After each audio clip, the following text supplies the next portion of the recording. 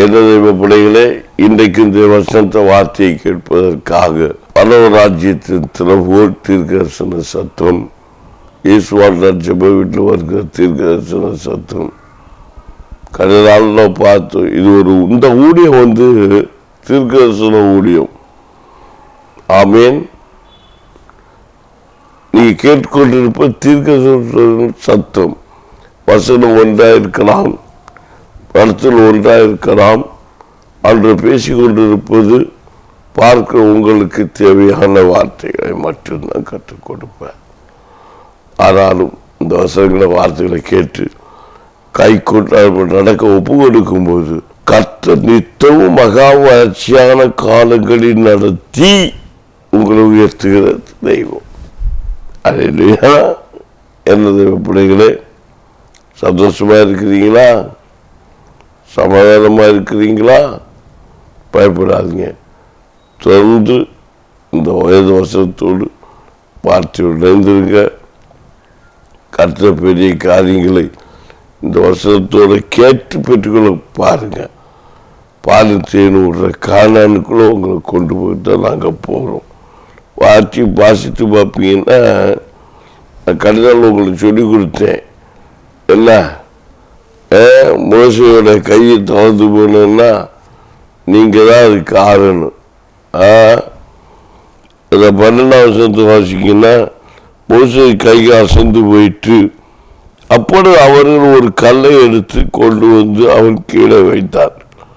அதன் மேல் உட்கார்ந்தான். ஆரோனும் ஊரும் ஒருவர் ஒரு பக்கத்தில் ஒருவர் மறுபக்கத்திலும் இருந்து அவன் கைகளை தாங்கினார். விதமாக அவன் கைகள் சூரியன் அஸ்தமிக்கும் வரைக்கும் ஒரே நிலையாக இருந்தது. 15ஆம் வசனத்தில் பார்த்தீங்களா, யோசுவையும் அவன் ஜனங்களையும் பட்டய கரிக்கினாலே முறியடித்தான். 16ஆம் வசனத்தை பாருங்க. பின்பு கர்த்தர் மோசையை நோக்கி, இதை நினைவு கூறும்போது பொருட்டு நீ ஒரு புத்தகத்தில் எழுதி யோசுவாவின் செவிக்கட்டும் படிவாக அபிலேக்கை வானத்து கீழங்கிறாதபடிக்கு நாசம் பண்ணுவேன் என்றார். ஆனா என்ன விஷயம்னா, இதுல ஒரு விஷயம், ஆண்டோருக்கு பிள்ளைகளுக்கு விரோதமா எழுகிறவனுடைய வாழ்க்கை நாசம். இன்னைக்கு இந்த வசனத்தோடு நான் உங்களுக்கு கொடுத்து முடிச்சு ஜெயிக்க போகிறேன். நல்லா கவனிங்க. இன்னும் இந்த 2 வருஷம் 15-16 வருஷம் கூட இருக்கு. இதை நான் நாளைக்கு பேசி உங்களுக்கு ஜெபிக்க போகிறேன். அடுத்த மேரிபாவின் தண்ணீருக்குள்ள கொண்டு போகலான்னு நினைக்கிறேன். இந்த யுத்தத்தை நீங்க ஜெயிக்கணும் அப்படின்னா, பின்பு கர்த்தர் மோசையை நோக்கி, இதை நினைவு கூறும் பொருட்டு நீ ஒரு புத்தகத்தில் எழுது அப்படிங்கிற சொல்ல எழுது. புத்தகத்தை நியாயப்படும். அதை நீ பத்திரப்படுத்தி ஒரு ஜனம் காணணும். ஏன்னா ஈஸியா ஆசுவத்தை பெற்றுக்கொண்டு நீ புரிஞ்சுக்கூடாது. எனக்கு அப்பன் சம்பாதிச்சது அல்ல, உங்க அப்பனை சம்பாதிக்க வைத்த கர்த்தனை மறக்காத. அறியணும். அதான் எழுதி வைக்கிறது. இன்னைக்கு எல்லாரும் ஒரு பழமொழி சொல்லுவாங்க, நல்ல வாயை தேடி நான வாயை கெடுக்கலாம் அப்படின்னு சொல்லுவாங்க. தேவை இருக்கா? உங்க பிள்ளை நீங்க சோம்பேறியாக்கிடக்கூடாது. காலம் இவ்வளவு கஷ்டப்பட்டு உண்டாக்குனது. இன்னைக்கு பாருங்க, அடிக்கடி வேதனையா இருக்கணும். இயேசு கிறிஸ்துக்கு லாபத்தை சொல்லி என்னென்னமோ வியாபாரம் போற சில நன்மையான காரியங்களை செய்துட்டே இருக்கிறாங்க. பதவி காட்டி வைக்கிறாங்க, புகழ்ச்சி. என்னுடைய வாழ்க்கையில் எனக்கு விடத்தில் கூட ஒரு சம்பவம் இருந்தது. எனக்கெல்லாம் ரொம்ப வேதனையா இருந்துச்சு. நான் 40 மாதம் இருந்தேன். இன்று இருக்கும்போது எனக்கு தேவனுடைய வீடு கட்டணுன்னு கொஞ்சம் பூமி கொடுக்கப்பட்டது, வாங்கக்கு ஏற்பாடானது. அப்போ ஆண்டோட இப்போ ஒரு வீடு கட்டணுமே என்று சொல்லி நான் அதை வாங்கினேன். 40 உபவாசத்தில் இருந்தேன். எழுத போனவங்க என்ன நினைச்சுன்னு எழுதுறாங்கன்னு தெரியாது. என்னுடைய நண்பர்களிடத்துல நான் எழுத சொன்னேன். இது எழுதுவங்க மிஸ்டேக்கா, எழுதி கொடுத்தவங்க மிஸ்டேக்கா, யாருக்கு மிஸ்டேக்குன்னு தெரியாது. இல்ல ஆண்டோடு தான் இப்படி எழுத வைத்தாரா எனக்கு தெரியாது. அந்த எழுத்துக்கு அவங்க எப்படி எழுதியிருக்காங்கன்னா, தலைவர் என்று என்னுடைய பேரை போடல, தற்காலிக தலைவர்னு போட்டாங்க, போட்டு எழுதியிருக்காங்க. என்னுடைய பேரை வைத்து தற்காலிக தலைவர்னு சொல்லி மேன் நம்பர் எல்லாம் போட்டு அந்த சொத்தை அப்படி எழுதிட்டாங்க. நான் போனோன்னா அப்படி கையெழுத்து போட்டு எல்லாமே எழுதி விட்டுட்டேன். முடிஞ்சதுக்கு அப்புறம் திடீரென்று இந்த உபவாச நாட்கள் முடிந்த பிற்பாடு நான் அந்த ரெக்கார்டை எடுத்து பார்க்கும்போது அது எழுதி இருக்கிறது தற்காலிக தலைவர் என்று. ஐய, நான் அப்போ கண்டுக்கிறேன், அப்படியே விட்டுட்டேன், சபையில சொல்லி விட்டுட்டேன். ஆனா நான் சொல்லி விட்டுட்டேன், ஆவியெல்லாம் திருப்பி திருப்பி அடிக்கிறது பாருங்க. ஜெயிக்கும் போது கண்ணு முன்ன வந்து நிற்கும், ஆண்டு வெளிப்படுத்துவார். எதுக்கு அதுன்னா, ஒவ்வொரு மனுஷனுக்கு கிரையை கொடுத்து அதை ஆண்டோருக்குள்ள வழிநடத்தி இவ்வளவு நன்மையான காலத்தை பெற்றுக்கொள்ளும் போது அந்த இருக்கிறவங்க அதை சுய ஆதாயத்துக்குள்ள எடுத்துக்கொள்றதுக்காக ஒரு சதி செய்யலாமோ அப்படின்னு நான் நினைப்பேன். அது இல்லை, அது தவறான எண்ணம். என்னுடையதெல்லாம் அது ஒருவருக்குடையது இல்லை, எல்லாருடையதாக இருக்கணும். அதான் என்னுடைய ஏக சிந்தை. அது எல்லாருக்குமே தெரியும். என்னோடு இருக்கிறவங்களுக்கு நான் சுயத்துக்காக எந்த ஒரு பாடும் படவே இல்லை. கர்த்தருடைய நாம் மகிமைப்பட வேண்டும். எல்லா காரியம் பொதுவாக வைத்து அனுபவிக்க வேண்டியது. இதுதான் ஆதி அப்போஸ்தலர் நாட்கள் நடந்த ஒரு மெரிசிட்டு ஒரு ஊழியம். இன்று அதை செய்வ தவறு நிமித்தம்தான் பிரிவினைகளும் மார்க்க பேதங்களும் உண்டாயிருக்கிறது. ஆனால் எனக்கு ஒரு வாஞ்சை என்ன என்றால், தகுதியில்லாத ஒரு மனுஷன், தகுதியில்லாத ஒரு மனுஷி, தகுதியில்லாத ஒரு பிள்ளை, தகுதியில்லாத ஒரு கிரியை அதை ஆண்டு விடக்கூடாது என்பதுதான் உண்மையா இருக்க வேண்டும். அது என்னுடைய பிள்ளையா இருக்கலாம், என் குடும்பமா இருக்கலாம், என்னுடைய சகோதர சகோதரிகளா இருக்கலாம், இல்லை என்னுடைய விசுவாச பிள்ளைகளா இருக்கலாம், இல்லை வரப்போகிற எந்த விசுவாச பிள்ளைகளா இருக்கலாம். அதற்கு தகுதி உடையவர் மட்டும்தான் அதை அனுபவிக்க வேண்டும். இதைத்தான் இந்த வேத பகுதி சொல்லுகிறது. நீ நியாய பிரமாணத்தின் புஸ்தக சூழலை எழுதுவை. ஒரு நன்மையான ஒரு ஆசீர்வாதம் எதையும் அபாத்திரமாய் பிரயோஜனப்படுத்தி விடக்கூடாது. இன்றைக்கு கிறிஸ்துவ பேரை சொல்லி அன்றைக்கு இந்த இந்திய தேசத்துக்குள் வருகிற எத்தனையோ மிஷனரிகள் கண்ணீரோடு பாரத்தோடு புசிக்க ஆகாரம் இல்லாதபடிக்கு, படுப்பதற்கு இடமில்லாதபடிக்கு, உடுப்பதற்கு வஸ்திரம் இருந்தும் அதை தன்னுடைய சுயேசத்தின்படி உடுக்க முடியாத அளவுக்கு துக்கப்பட்டு பாரப்பட்டு வேதனைப்பட்டு எல்லாவற்றிற்கும் தாமேன் எல்லாவற்றையும் ஏற்றுக்கொண்டு மழை வெயில் எல்லாவற்றையும் எல்லா இருளின் ஆதிக்கங்களை ஏற்றுக்கொண்டு எவ்வளவோ கிரையை கொடுத்து தன்னுடைய இந்த இந்திய தேசத்தில் இயேசுவை நிலைநாட்டும்படிக்கு, இயேசுவை அறிவிக்கும்படிக்கு வந்த இந்த ஊழியத்தை செய்யும்படிக்கு வந்த ஜனங்கள் எவ்வளோ கிரை கொடுத்திருப்போம். அதை வெகு சிம்பிளாக மனுஷன் இன்றைக்கு அடிமைப்படுத்தி அதிகாரத்துக்குள் நடத்தி வைக்கும் போது பட்டு வேதனையாக இருக்கிறது. கர்த்தருடைய கோபம் வராமல் இருக்குமோ? வரும். கர்த்தர் கொடுத்த கிரியை கோபம் பட்சிக்கு அக்கினிய போல மூலம். அதுதான் இங்க மோசைக்கு அந்த காலத்துல ஆண்டவர் சொல்லி வச்சிருக்கிறாரு, இப்படியெல்லாம் வருவாப்பா, அடி வைப்பானுங்க. ஆனால் கர்த்தர் சித்தம் இல்லாதவர்களை கர்த்தர் ஆளும்படிக்கு விடக்கூடாது. பாருங்க, அந்த மோசை சொல்லுவாரு பாருங்க, யோசுவா கேட்கும்படி அதை வாசி அப்படிங்கிறது. ஏன்னா அவன் தெரிந்து கொள்ளணும், அந்த ரகசியத்தை தெரிந்து கொண்டு அவன் தான் அடுத்து ஆள போறான் அப்படின்னு சொல்லு. அவன் எப்படி நடத்தணும்? அமிலக்கை வானத்தின் கீழங்கும் இராதபடிக்கு நாசம் பண்ணுவேன் என்றார். மோசத்தை சொல்லு, அவனை நாசமாக்கிறவன் நீ. அப்போ தேவனுடைய பிள்ளைகளை தாண்ட பண்ணுகிற வாழ்க்கை நாசம். ஒரு ஊழியமா இருக்கலாம், ஒரு ஊழியக்காரனா இருக்கலாம், அவருடைய வாழ்க்கையில கஷ்டம் உண்டாக்குற ஒரு மனுஷனுக்கு ஐயோ. இயேசு கிறிஸ்து ஒரு பெரிய உலகத்தின் விடிவெள்ளி, அநேக ஆத்துமாக்களை உலகத்திலே ரிச்சுவு நடத்துகிற ஒரு மகிமையான வல்லமை கொண்டது வழிகாட்டி இயேசு. இயேசுவை போல இந்த உலகத்துல ஒரு மெய்யான ஒரு வழிகாட்டி இந்த உலகத்துல வேற ஏது தெய்வம் இருக்க முடியாது. வழிகாட்டுக்குரிய தெய்வம் இயேசுதான் மெய்யான விடு காற்றுள்ள தெய்வம், பிதாவுடைய சித்தம் செய்ய வந்த தெய்வம். இயேசுவை போல ஒண்ணுமே கிடையாது. அநேக தெய்வங்கள் இருக்கலாம், ஆனால் இயேசுதான் மெய்யான தெய்வம், உண்மையான தெய்வம்.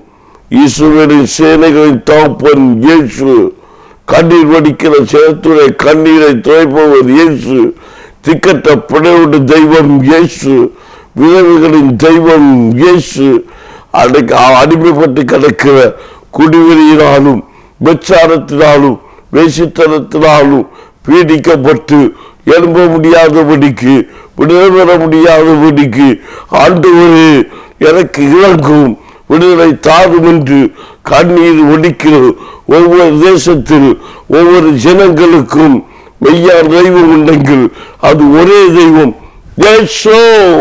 நம்ம தெய்வம் கொடுக்கிறவங்கள மட்டும் தெய்வம் அல்ல, உடுத்து வைக்கிறவங்கள மட்டும் தெய்வம் அல்ல, புசிக்க கொடுக்கிறவங்கள மட்டும் தெய்வம் அல்ல.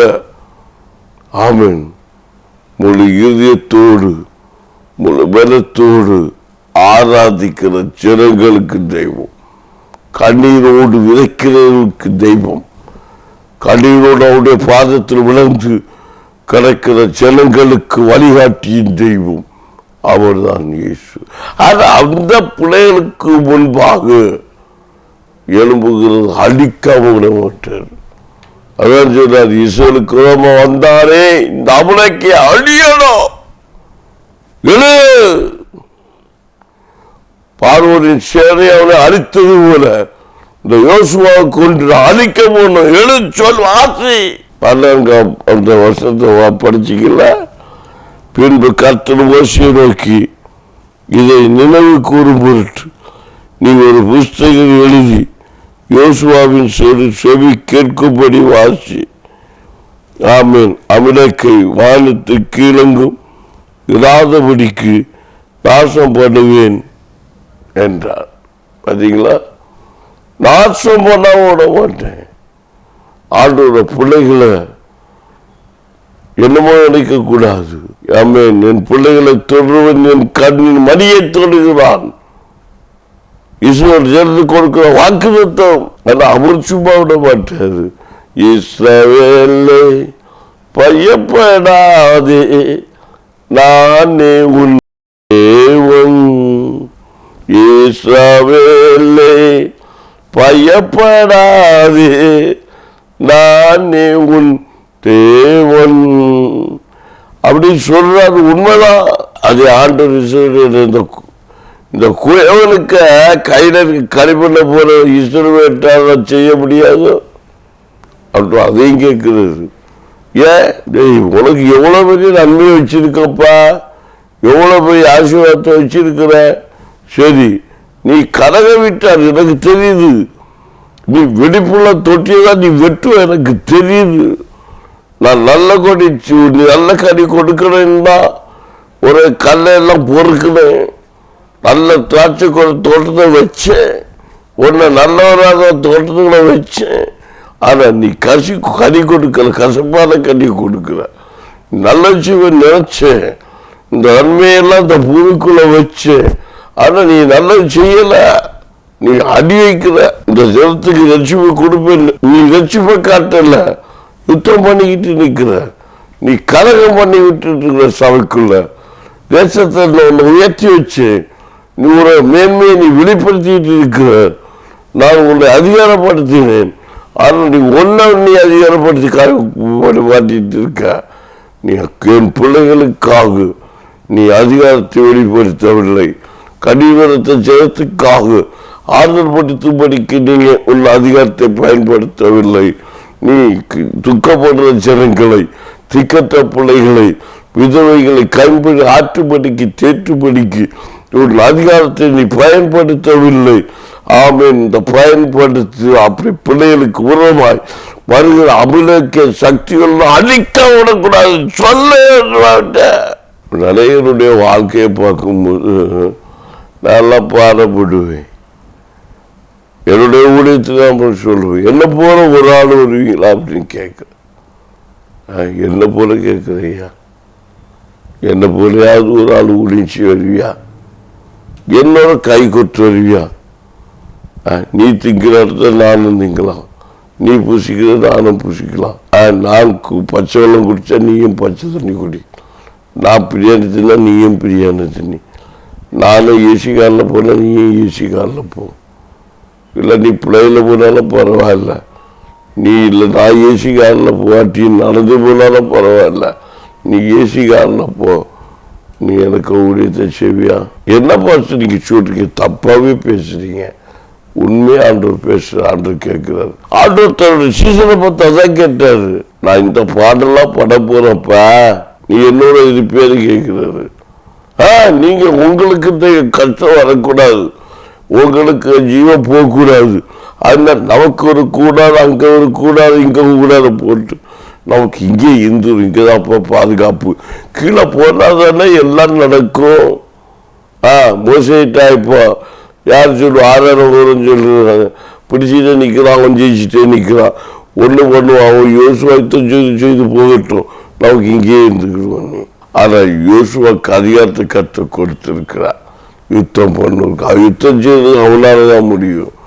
ஜெயத்தை பெற்றுக் கொடுப்பதற்கு கர்த்தரால் ஒன்று. இயேசு அப்படிதான் அவிதமாக தான் அவர் நமக்கு போதித்து நடத்தி கொண்டிருக்கிறார். என்னை கேட்கிற தெய்வ பிள்ளைகளே, அப்போ ஆண்டவர் சொல்ற நடக்க போறது எல்லாம் கர்த்தர் அவர்கிட்ட பேசி கொண்டு இருக்கிறான், அவன் முகமாக உணர்ந்து கொண்டு இருக்கிறான். அப்போ ஒன்று சீசன் சொல்றான், நமக்கு அங்கே போகணும்னா சப்பா உங்களுக்கு நடக்கக்கூடாது, செல்லக்குட்டி அது நானே தடவிருப்பான். உடனே இவருக்கு கோபம் வந்துருச்சு, எனக்கு பின்னால போய் சாத்தானே அப்படின்னாரு. உடனே நம்ம கூட உள்ள ஊழியக்காரர் என்ன சொல்லியிருப்பாரு, என்ன பார்த்து சாத்தான்னு சொல்லி விட்டாரு. இனி இவருக்கு கூட ஊழியச்சா விட்டுட்டு ஓடி தப்பி இருப்பாரு. இல்லை உங்க கூட யாராவது இருப்பாங்களா? ஆமா கட்டியலா, இவர் பெரிய ஒரு இயேசுவும் நான் என்னமோ ஒரு சீசனும். அப்பவே அவன் ஊழியக்காரன் உள்ளதா நியாயம் செய்யுது. அப்ப நான் என்ன சொல்லுவேன்னா, என்ன போலையாவது வாருங்கப்பா, நம்ம இயேசுவை போல வாழ்ந்துக்கிட முடியாது, நமக்கு சேர்ந்து ஒரு கூட்டத்தை எழுப்பி நடத்துவோம் இயேசுக்காக. இயேசுவை போல வாழணும், இயேசுவை போல வாழணும்னா இந்த வார்த்தையை அங்கீகரிக்கப்பட்டவங்க அப்ப இயேசு வார்த்தையை எப்படி அங்கீகரிப்பாங்க? அது அவங்க வார்த்தையை அவங்கள வாய்தார நியாயம் தீர்த்தாச்சு. அப்போ உங்க எல்லாரும் ஒரு விதவைய ஒரு விபச்சார ஒரு ஸ்திரீன்னு சொல்லி நியாயம் தீர்த்தாங்க. ஆனா எல்லாரும் கண்ணத்தை எரிஞ்சிட்டு வெட்டிட்டு வாராங்க கொல்லு முடிக்கு. ஆனா அவங்க நியாயம் தீர்க்க ஆள் இல்லை. காரணம் என்ன? அவங்கள யாரும் கையும் களவோ பிடிக்கல, ஆள் இல்லை. இந்த பிள்ளைய செய்த எல்லாரும் பார்த்துக்கிட்டாங்க. அதாவது உடைய குற்றம் வெளிப்படுத்தப்பட்டது, ஆனா அதெல்லாம் மன்னிக்கப்பட்டது. அது வெளிப்படுத்தாதப்பட்ட குற்றம் எங்க வெளிப்படுத்தப்படுது? இங்க இயேசுட்ட கொண்டு வர்றாங்க. வெற்றிப்பு இயேசு மூலம் வந்துருச்சு, இயேசுட்ட கொண்டு வர்றாங்க. அந்த வெச்சார ஸ்திரிய கூட்டி கொண்டு வந்து காட்டுறாங்க. ஐயா நீங்க நீதி செய்ய சொல்லுங்க பார்க்கலாம், நீ ரட்சிக்கலாமே, நீர் மெசியாமே, நீ யூதக்கு ராஜாவாமே, நீதான் பெரிய எல்லாமே சொல்றாமே, நீ இதுக்கு நியாயம் சொல்லும், நாங்க இதுக்கு என்ன நியாயம் தீர்க்கணும்? அவர் சொல்றாரு, அவர் சொன்னாரு, நான் நியாயம் தீர்க்க வரல, ஊழியம் கொல்ல வரல, ஊழியம் செய்யதான் வந்தேன் சொல்ல. அவர் ஊழியம் செய்யறத பாருங்க, செய்யறாது எப்படி? உங்களை குற்றம் இல்லாத எவனோ இந்த கல்லறிக்கிறவன் இந்த ஸ்திரீ செய்த பாவத்தை செய்யாதவன் ஒருத்தன் உண்டுன்னா இவன் கல்லறிங்க அப்படின்ட்டு உடனே எல்லாரும் பார்க்கிறாங்க. ஐய, நான் அன்னைக்கு இது தப்பு பண்ணேன், கல்ல போட்டான். அப்படி எவனாவது கூடாந்தரமா கல்லுக்கு எரிஞ்சிருந்தா இயேசுக்கு அதிகாரம் உண்டு நியாயத்திக்க. இத்தனை மணி வேலையில இன்னும் நபரோட நீ இந்த நாள் சீட்டா வெளிப்படுத்தி கொடுத்துருப்பாரு. ஆமேன். ஆனா ஒருத்தனுக்கும் அந்த குறை வெளிப்படுத்துவதற்கு மனமில்லாதபடிக்கு குற்றவாளி என்று அவனே தீர்க்கப்பட்டு அவனே வெளியே போயிருக்கிறான். ஒருவேளை அவன் கல் எரிஞ்சிருந்தான்னா அந்த ஸ்திரீக்கு குற்ற நிவர்த்தியாயிருக்கும். ஆனா அவன் பாவம் மன்னிக்கப்பட்டிருக்கும். ஆனாலும் கர்த்தருடைய தயவுனால எல்லாருடைய வார்த்தையும் எல்லாருடைய செயல்பாடும் எல்லாருடைய கிரியைகளும் அந்த இடத்துல நியாயம் தீர்க்கப்பட்டுச்சு. அப்போ இதை தவிர எல்லாரும் செய்திருப்பேன் என்று ஒப்புக்கொண்டார்கள். வெளிப்பட்டது கிறிஸ்து எவ்வளவு 2 காரியம் செயல்படுது. ஒருத்தர் கூட எரிய துணியல. அப்படி ஒரு மனுஷன் எரிஞ்சிருந்தான்னா அவன் அன்னைக்கு செத்துருப்பான். ஆமீன். இயேசுவை காட்டி கொடுத்தோம் பார்த்தீங்களா, நாட்டு கொண்டு செத்தது போல அவன் மனசாட்சி குத்தி அவன் செத்து போனான். அவனை எல்லாம் அழித்திருப்பான், மன்னிப்பு வந்திருக்காது என்றிருந்தான்னா. இப்ப ரட்சிப்பு வந்துருச்சு. இத்தனை ஜனங்கள் ரட்சிக்கப்பட்டிருக்கிறாங்க ஒரே வார்த்தையில. ஒரு புத்தியுள்ள வாக்கு, புத்தியுள்ள ஆராதனை, புத்தியுள்ள ஜபம் குடும்பத்தை காக்கும். பாலும் தேனும் உள்ள காணானுக்குள் கொண்டு போய் சேர்க்கும். அதுதான் ஜட்ஜ்மென்ட். இயேசு மோசே அதுதான் சொன்னார். எல்லாம் போய்ங்க, எல்லாம் எழுதி வை, நினைவு கூறு. அந்த பயன்பட்ட காலத்தில் பாலும் தேனும் கூறு காணானுக்குள் போகும் முன்பாக, உலகத்தின் நன்மை ஆசுவத்தை போகும் முன்பாக பாருங்க, அந்த சிறிய யாருமே எரியலை போனாங்க. அது நிமித்தம் ஒன்றை நாம் அறிந்து கொள்ள முடிகிறது, இவர் செய்த அதே தப்ப அவர் எல்லாம் செய்திருக்கிறாங்க. இவர் கையும் கள பிடிக்கப்பட்டார், இவர் தண்டனைக்கு உட்படுத்தப்பட்டார். ஆனால் அவர்களோ மறைத்து ரட்சிப்பு அவர்களுக்கு உண்டானது. எவ்வளவு பெரிய சத்தியத்தை கற்று வெளிப்படுத்தி ஒரு தேசங்களில் விடுதலை கொடுத்தார் பார்த்தீங்களா. அதுதான் உலகத்தின் ரட்சகர் இயேசு. அந்த இயேசுவை பின்பற்றி இன்றை பாலும் தேனும் ஒரு காணானை வேத வசனத்தை தியானித்துக் கொண்டிருக்கிற என் தெய்வ பிள்ளையே, தொடர்ந்து இந்த வேத வசனத்தை தியானிக்கும்படிக்கு நீங்க என்னோட நாளையத்திற்கு இணைந்திருங்க. தொடர்ந்து காணும்படி கர்த்தர் கிரியை செய்வாராக. இந்த தொடர் செய்தியோடு இணைந்திருப்பீர்களானா வர நாட்கள் ஜெபப்படியாக, வார்த்தை வழியாக, வசனம் வழியாக நீங்கள் பாலும் தேவையுள்ள காலானுக்குள் உட்பிரவேசிக்க கர்த்தருக்குள் கலிகூட முடியும் என்பது சந்தேகமில்லை. கர்த்தர் உங்களை ஆசீர்வதிப்பாராக. ஜெபிப்போமா. வருத்தப்பட்டு பாதம் சுமக்கிறவர்களே, எல்லோரும் இடத்தில் வாருங்கள், நான் உங்களுக்கு இளைப்பாறுதல் தருவேன் என்று சொன்ன இயேசு கிறிஸ்து கனியோடு விதைக்கிறவன் கம்பீரத்தோடு அறுப்பான் என்று சொன்னார். வேற வார்த்தையின்படி கனியோடு ஜபித்த ஒவ்வொரு பிள்ளைகளுக்கும் கம்பீர அறுவடை உண்டு என்று வெளிப்படுத்தி இருக்கிறீர். அது போல எங்க பிள்ளைகள் இந்த அறுவடையின் ஆண்டுல கண்ணீர் வடிக்கிறாங்கப்பா. பிள்ளைக்கு ரட்சிக்காக, புருஷனுக்குடைய ரட்சிப்புக்காக கண்ணீர் வடிக்கிற பிள்ளையுடைய உங்கள் தூக்கம் சந்தோஷமாய் மாறும் என்று சொன்ன கற்று இந்த இரவு கண்ணீரோடு ஜெபிக்கிற சகோதரிக்கு, கண்ணீரோடு விதைக்கிற சகோதரிக்கு, கண்ணீரோடு ஜெபிக்கிற சகோதரனுக்கு கண்ணீரோடு விதைக்கிற சகோதரிகளுக்கு கர்த்தர் அற்புதம் செய்யும்படிக்காக, நல்ல ஒரு அறுவடையை காணும்படிக்காக கர்த்தர் கிரியை செய்வீராக. இயேசுவே, அற்புதம் நடக்கட்டும். குடிவரியினாலும் பச்சாரத்தினாலும் ஆவினாலும் இச்சிக்கிற இச்சையின் கிரியைகளுக்கு, துர் இச்சைகளும் மாம்ச கிரியைகளுக்கு அடிமைப்பட்டு தன்னுடைய இரத்த நாளங்களை, சரீர நாடின் நரம்புகளை தளர்ந்து போய் கிடக்கிற தெய்வ பிள்ளைகளுடைய ஒவ்வொரு வாழ்க்கையிலும் விடுதலை காணும்படிக்கு அப்பன் இரக்கம் செய்வீராக.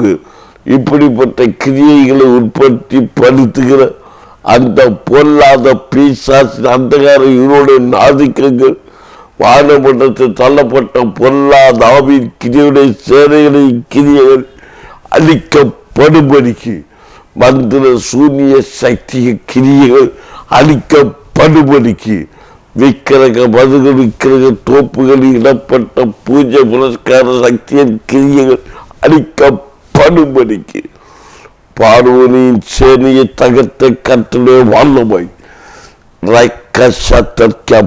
இயேசுவின் நாமத்தில் இறங்கி இப்போ விண்ணப்பம் படுகிற ஒவ்வொரு பிள்ளைகளுடைய ஆமீன் விண்ணப்பத்தை கேட்டு இந்த நிகழ்ச்சியில் என்னோடு ஜெபித்துக் கொண்டிருக்கிற பிள்ளைகளுக்கு விடுதலை கொடுபடிக்கு கர்த்தர் கிரியை செய்வீராக. இயேசுவின் நாமத்தில் ஜெபிக்கிறேன். அற்புதம் நடக்கட்டும், அதிசயம் நடக்கட்டும், விடுதலை உண்டாகட்டும், வியாதி மறையற்றும், பலவீனங்கள் ஓடட்டும், சோறுகள் மாறட்டும், பயங்கள் மாறட்டும், சந்தோஷம் பெருகட்டும், சமாதானம் பெருகட்டும், உற்சாகம் உண்டாகட்டும், விடுதலை உண்டாகட்டும், பாடுகிற கூட்டமாய் மாறட்டும், துதிக்கிற கூட்டமாய் மாறட்டும், பரிகாசம் பண்ணுகிற கூட்டத்தில் விடாதபடிக்கு, பரிகாசம் பண்ணுகிற ஜனங்களை ரட்சிப்புக்குள் நடத்துகிற கூட்டத்தில் சேரும்படிக்கு, கர்த்தர் கிரியை செய்யும்படிக்கு கர்த்தர் இரக்கம் செய்வீராக.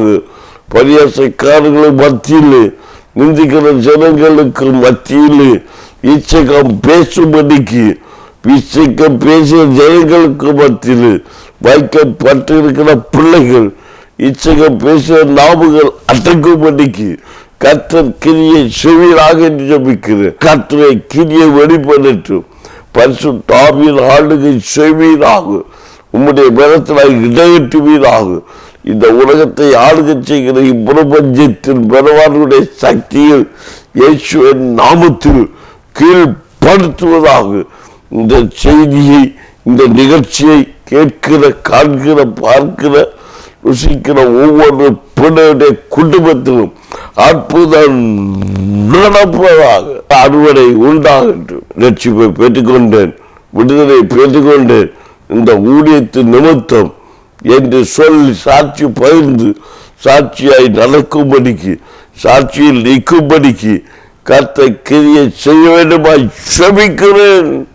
ஒரு திறவுகோல் ஆகும் இந்த ஊழியம் நிலைக்க, இந்த பரலோக தேவைகோலாகு இந்த தேசத்தில் இந்த ஊழியம் நிற்க, இந்த ஊழியத்தின் நிமித்தம் இந்திய தேசம் ரட்சிப்பை காண ஒரு திறவுகோலாகு. இந்திய தேசத்தில் இந்த ஊழியம் மாற அப்பன் இரக்கம் செய்வீராக. இதற்கு தடையாய் இருக்கிற கிரியைகள் இயேசுவின் நாமத்தில் மாறி போவதாக. இதற்குரிய தேவைகள் சந்திக்கப்படட்டும், இதற்குரிய தேவைகள் சந்திக்கப்படட்டும். கர்த்தர் நாம் ஒன்றே மகிமைப்படும்படிக்கு வழி நடத்தும். பாலும் தேனும் ஓடுவதற்கான பெரிய அறுவடை இந்த ஆண்டில் எங்களது ஊழித்திறவுகள் உழைத்தின மேன்மை காண கர்த்தர் கிரியை செய்யும். இயேசு நாமத்தில் ஆசீர்வதிக்கிறேன். பலப்படட்டும். நல்ல பிதாவே, ஆமென், ஆமென். என்ன நேயர்களே, இன்றைக்கு இந்த வசனத்தை பரராஜ்யம் தீர்க்கதரிசன சத்தம்ங்கிற தலைப்பில் உருவாகும் செய்தி பகுதியை தொடர்ந்து கேட்டுக்கொண்டிருக்கிறீங்க. இது பாதம் செய்யும் ஒரு கால்நாள் பகுதி. இந்த கால்நாளுக்குள் பிரவேசிக்க நாளை தினத்திலும் எங்களோட இணைந்திருங்க. கர்த்தர் உங்களுக்கு பெரிய காரியம் செய்வாராக. ஆமென்.